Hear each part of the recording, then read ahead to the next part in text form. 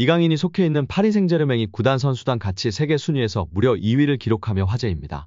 영국 데일리 메일은 글로벌 통계업체 풋볼 벤치마크의 보고서를 인용해 세계 클럽 선수단 가치 순위를 공개했는데요. 1위는 맨시티입니다. 지난해에 비해 선수단 가치가 9% 상승했습니다. 선수단 가치는 14억 1,400만 유로 2조 530억 원으로 드러났습니다. 세계 클럽 중 2조 원이 넘은 유일한 팀입니다.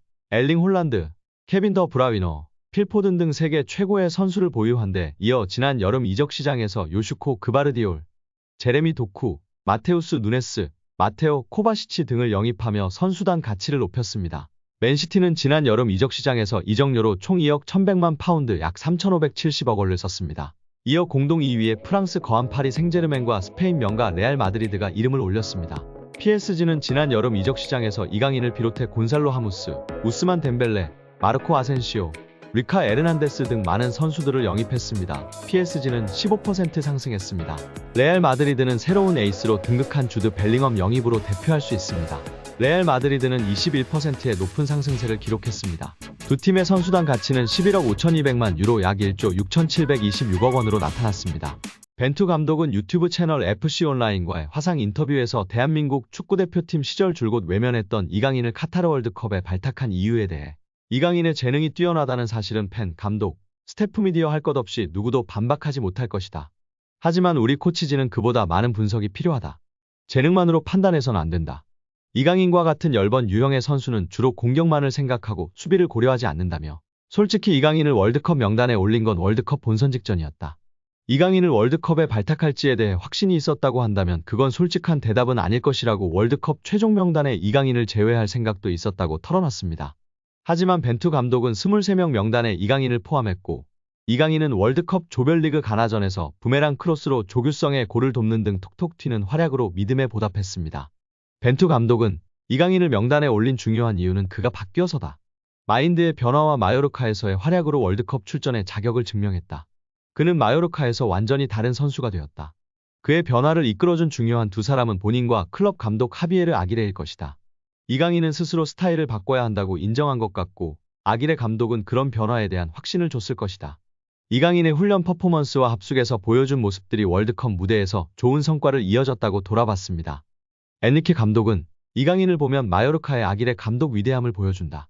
아기레 감독 덕분에 이강인이 많이 성장했다. 이강인 공격 능력은 매우 좋은데 수비적인 부분을 배울 필요가 있다. 이어 이영표 위원은 이강인 선수가 재능은 기본적으로 있었겠지만 훈련과 노력이 없이는 만들어질 수가 없습니다. 또한 이강인 선수의 강점은 드리블도 있고 시야도 있고 정확한 왼발킥도 있고 터치가 굉장히 강점이 있다고 생각합니다. 멀리 볼 수 있는 능력은 킥이 자신 있는 선수들이 자연스럽게 보여주고 나타낼 수 있습니다. 어떤 선수들은 드리블을 잘하는 선수는 자기가 드리블을 보여주고 싶어하고 패스를 잘하는 선수는 패스를 보여주고 싶어하기 때문에 좋은 킥, 멀리 보낼 수 있는 킥이 장점인 선수는 자연스럽게 시야가 넓어지고 시야가 넓은 것처럼 보여지게 됩니다. 어린 선수들에게 멀리 보라, 시야를 넓혀라 라며 가르치기보다는 좋은 킥을, 멀리 찰 수 있는 킥을 가르치면 자연스럽게 시합에서 연습한 킥을 보여주려고 하기 때문에 시야가 넓어지고 넓혀진 모습을 볼 수 있다고 발언하였습니다. 이어 최근 프랑스 언론의 비판에 대해서도 이야기했는데요. 이강인을 향한 언론 비판은 일도 신경 안 써도 됩니다. 한국에서처럼 선수를 비난 잘하지 않는 문화가 아닙니다. 한국에서는 정말 엄청나게 큰 잘못을 저질렀을 때 비난하나 외국은 그냥 막 합니다. 그들의 문화이고 경쟁이라 신경 쓸 필요가 전혀 없습니다. 유럽에서도 크게 신경 쓰지 않는 편입니다. 거기에 일희일비할 필요 없고 비난을 받더라고 원래 그런다 생각하는 게 팬들도 선수도 좋다고 발언했습니다. 이어 이영표 위원은 이강인 선수가 수비할 때 압박이 안 된다는 단점이 있었는데 약점이라고 지적되던 수비 전환, 수비의 능력을 키웠다는 것이 정말 대단한 것이라며 치켜세웠습니다.